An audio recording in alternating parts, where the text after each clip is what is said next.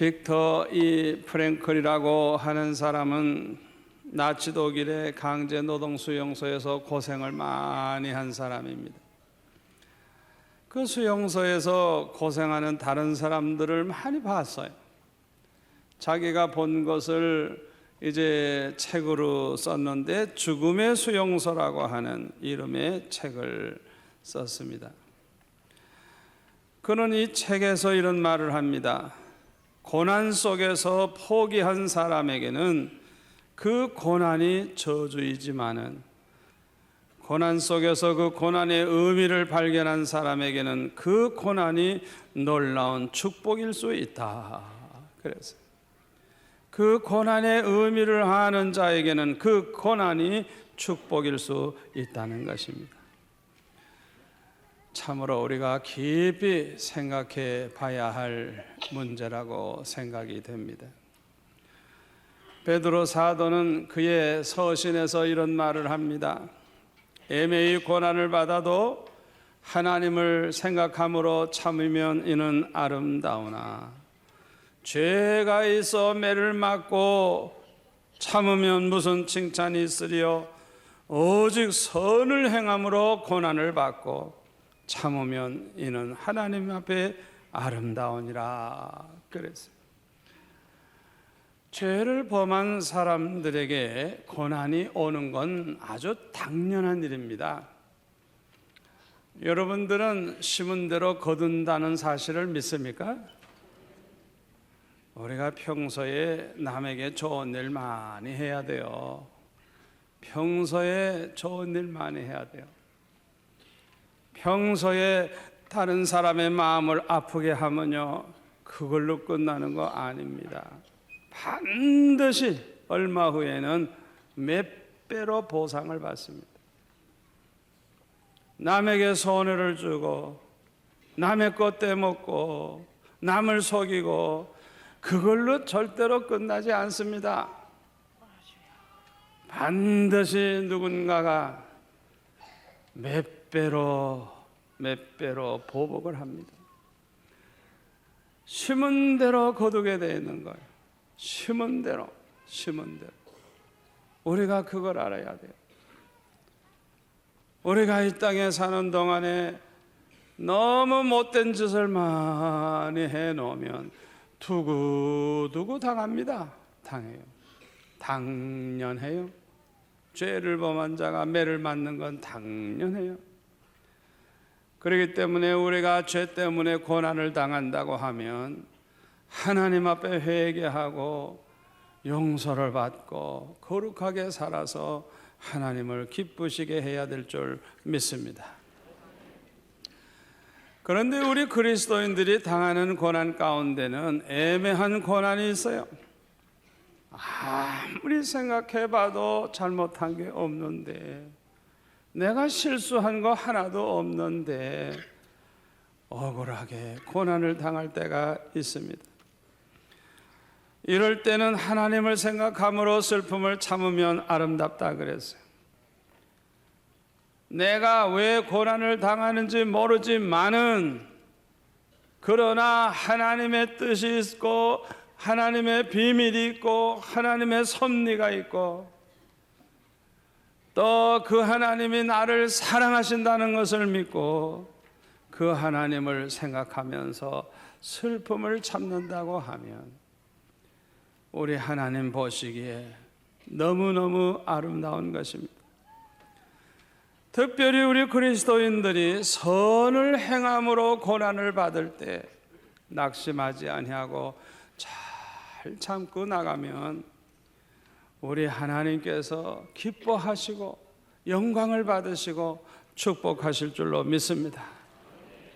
예수 믿기 때문에 고난당하고 옛날 성수주의를 하지 않을 때는 문제가 없었는데 성수주의를 하면서부터 고난을 당하게 되고 또 옛날에 전도 안 할 때는 문제가 없었는데 전도를 하기 때문에 문제가 많아지고 고난이 많아지고 또 봉사를 안 할 때는 문제가 없었는데 차량 안내를 해보니까 왜 그렇게 문제가 많고 고난이 많은지 그런데 그 고난 중에 잘 참고 나가는 사람, 우리 하나님께서 그 모습을 보실 때 얼마나 아름답게 보시고 얼마나 또 기뻐하시겠습니까?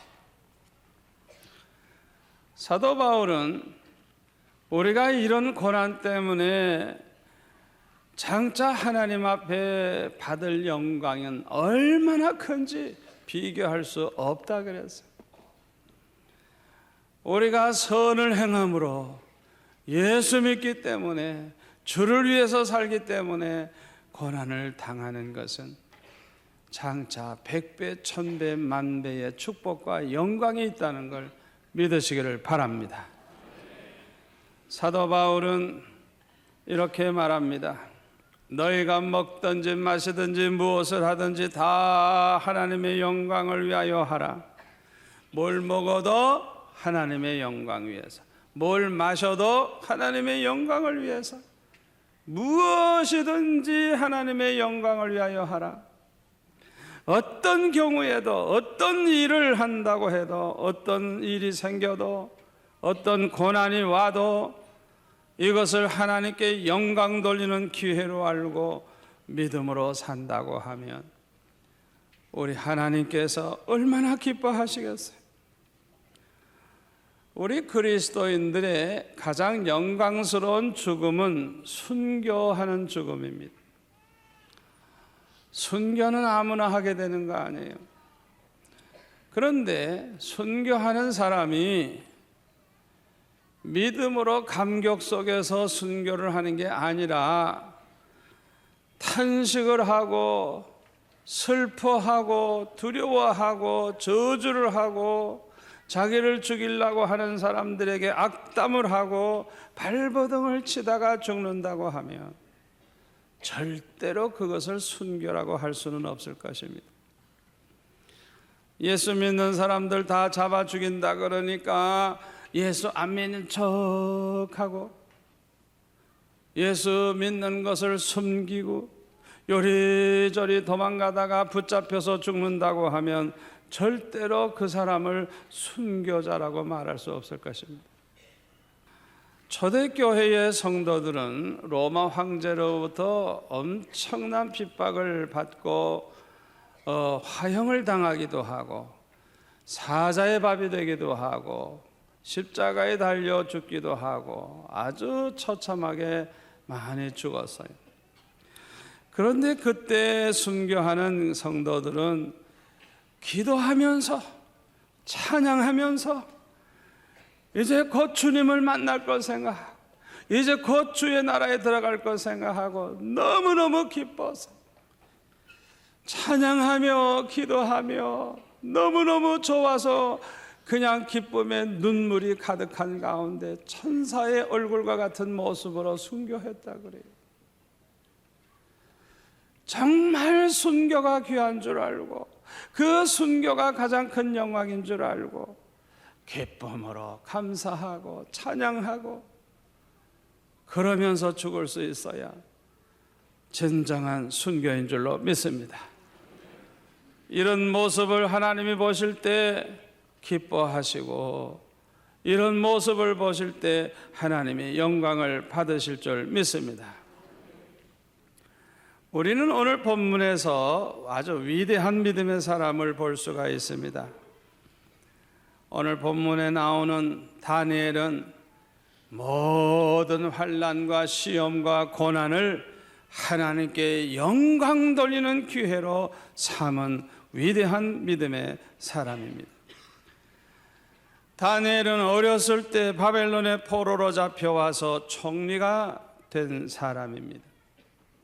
그 지혜가 바벨론의 모든 박사들보다 10배나 더 뛰어났기 때문에 자연히 왕의 총애를 받고 오늘 본문에 보니까 총리가 3명이나 되는데 특별히 가장 민첩하고 뛰어난 이 다니엘을 한 사람을 전국을 다스리는 그런 아주 총리 중에서도 우두머리가 되게 하려고 했어요.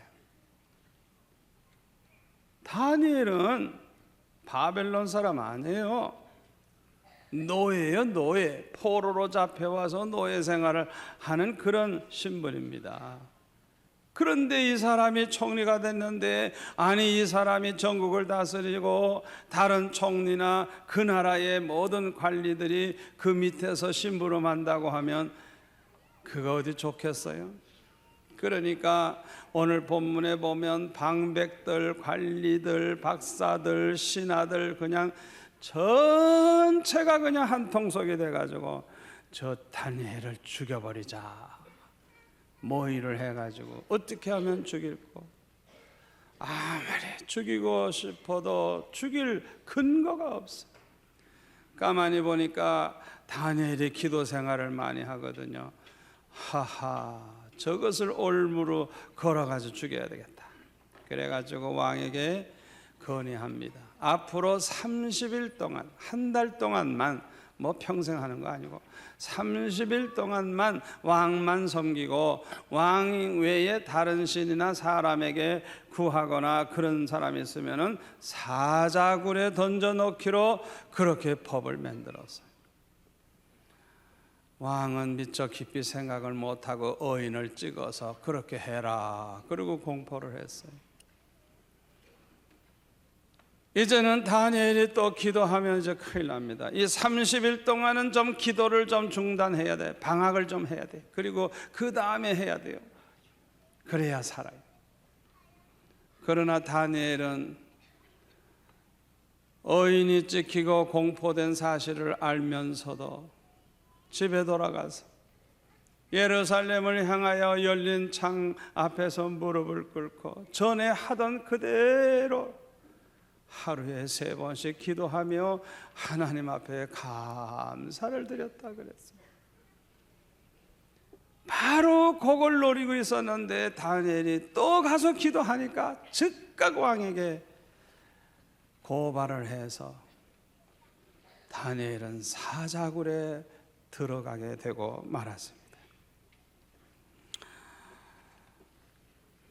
믿음이 없는 사람이라고 하면 낙심을 했을 거예요.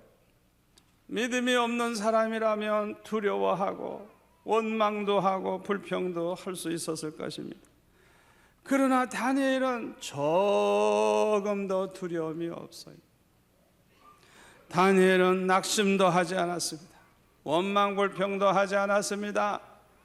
늠름한 모습으로 하나님께 영광 돌리는 기회로 삼고 얼마나 참 아름답게 처신을 하는지 우리가 본문을 보면 참 감동스러운 다니엘의 그 모습을 볼 수가 있습니다.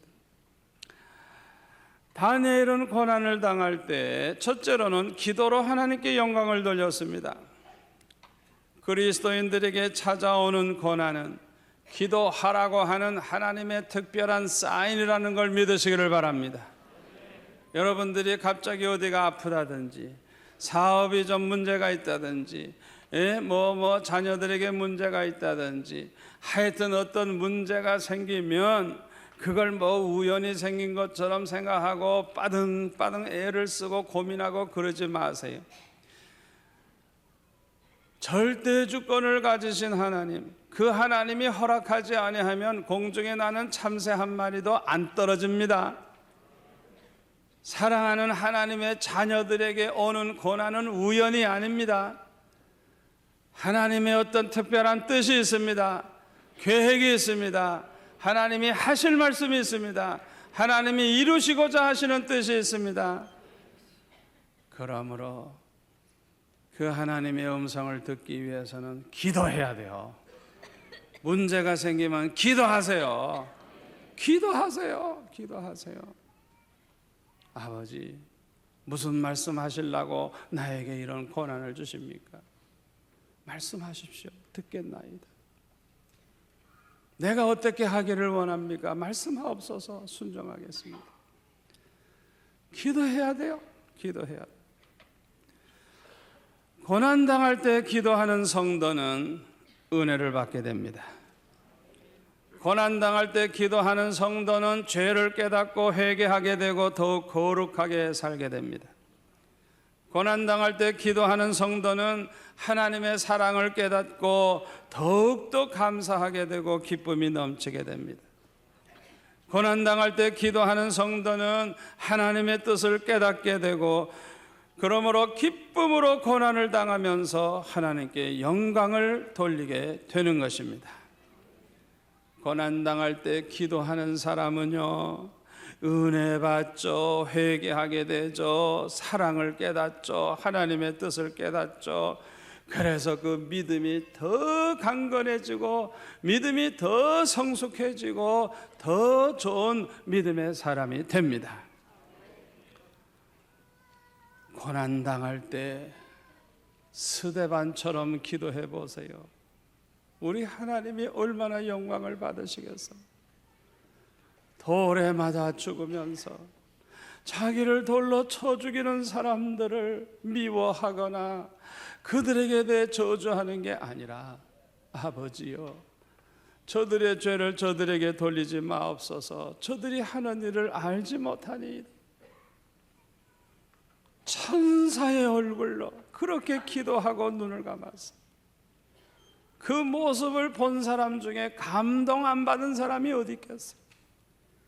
그 모습을 보신 우리 하나님이 얼마나 기뻐하시며 얼마나 영광을 받으셨겠어요.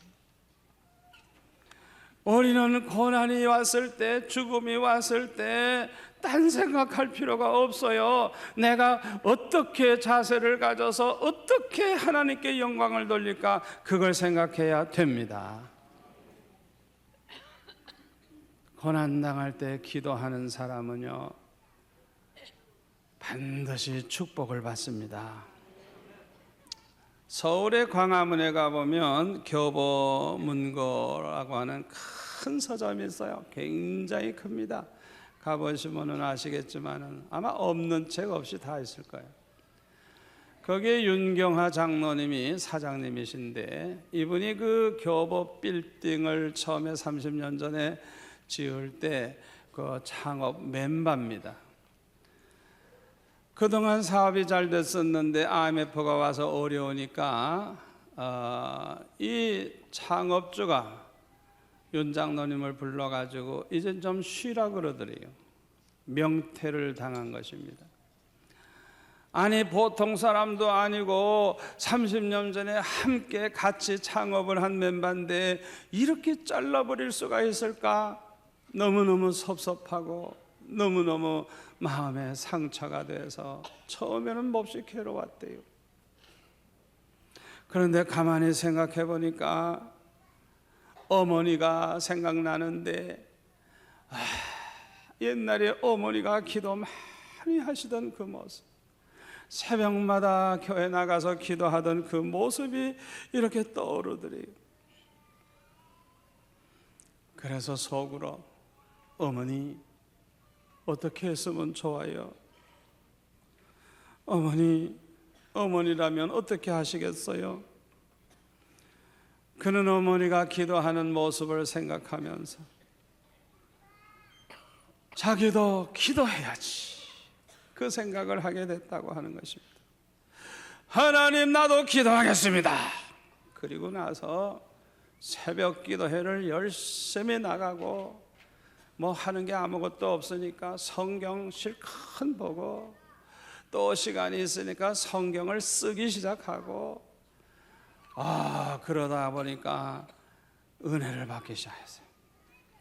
그전에는 그냥 뼈 빠지게 일하고 너무너무 바쁘게 일하기 때문에 새벽 예배도 못 가고 성경도 못 읽었는데, 이제는 할 일이 없으니까 새벽 기도 열심히 나가죠. 기도 많이 하죠. 성경 많이 보죠. 성경을 또 쓰죠. 그러다가 보니까 얼마나 은혜 받고 보니 얼마나 좋은지, 그래가지고 생각해 보니까 하나님께서 나에게 특별 휴가를 주셨구나, 그 생각을 하게 되니 너무너무 감사하더래요. 감사하는 마음을 가지게 되니까 자기를 명퇴시킨 그 창업주도 옛날에 미웠는데 미운 생각이 없어지고 오히려 고마운 마음이 생각이 들더래요. 그래서 아버지 하나님 감사합니다. 나를 명퇴당하게 해주신 거 감사합니다. 휴가를 주신 거 감사합니다. 그냥 너무 감사해가지고 퇴직금 받은 거 가지고 감사헌금을 드렸대요.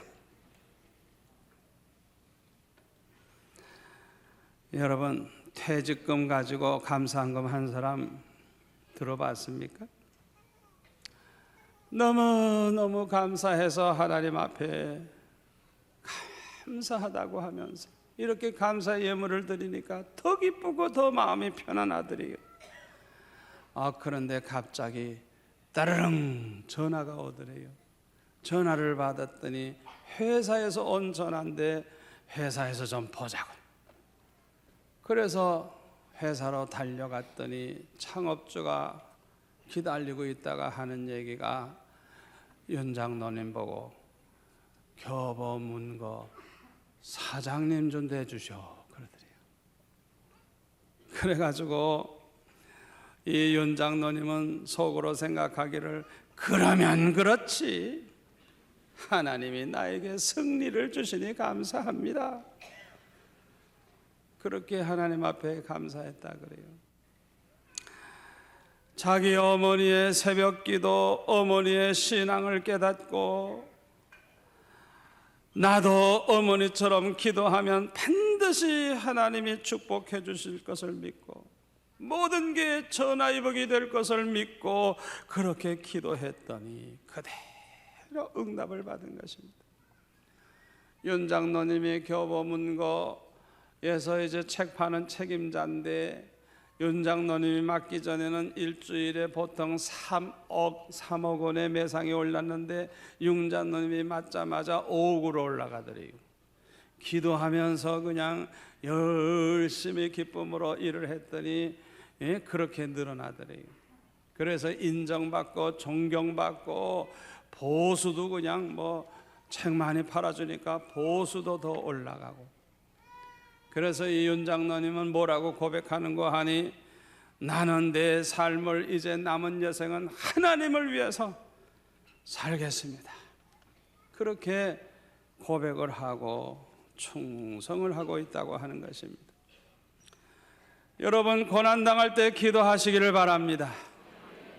고난당할 때 기도하면 하나님께 영광 돌릴 수 있습니다.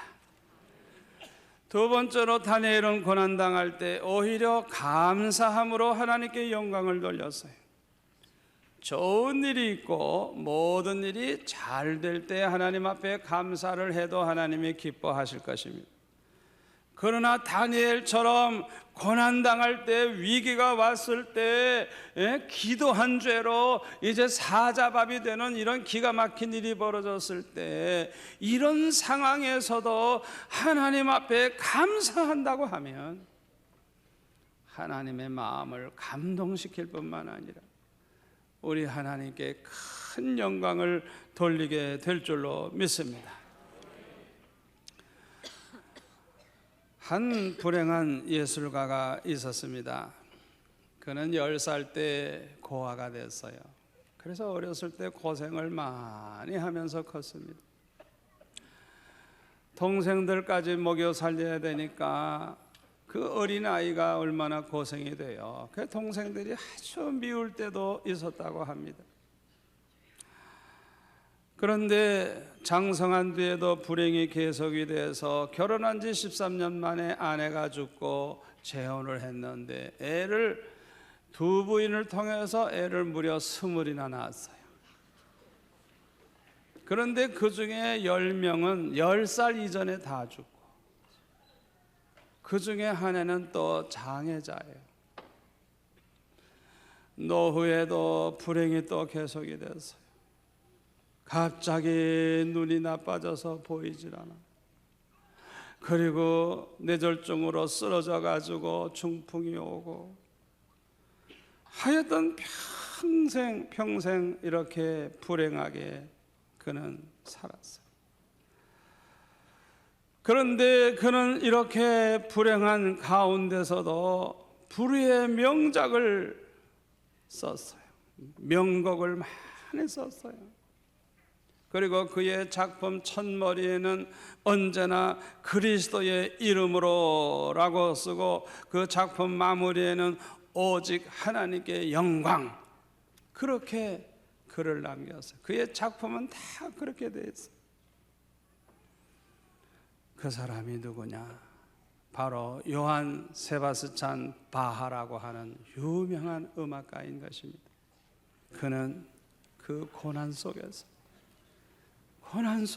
주님을 만나고 고난 속에서 주의 음성을 들었고 그 모진 고난 속에서 하나님의 영광을 보았다고 하는 것입니다. 그래서 비록 고난은 많았지만은 그 고난 속에서 하나님을 가까이 하고 그렇게 기도 생활을 하고 만나는 체험을 하고 하나님의 영광을 보고 그런 가운데서 이제 명작을 그렇게 쓴 것입니다. 그러므로 너무너무 감동적인 그런 곡을 많이 쓴 것입니다. 우리 예수 믿는 사람들은 고난의 의미를 아는 사람들입니다. 고난의 결과가 어떻게 된다는 것을 아는 사람들입니다. 또 고난이 얼마나 우리에게 유익이 된다는 것을 아는 사람들입니다. 우리는 고난을 통해서 하나님의 능력을 체험할 수 있습니다. 고난을 통해서 더욱 하나님의 사랑을 체험할 수가 있습니다. 저와 여러분은 고난이 왔을 때 기도하고 감사함으로 다니엘처럼 하나님께 영광 돌리며 사는 성도들이 되시기를 축원합니다.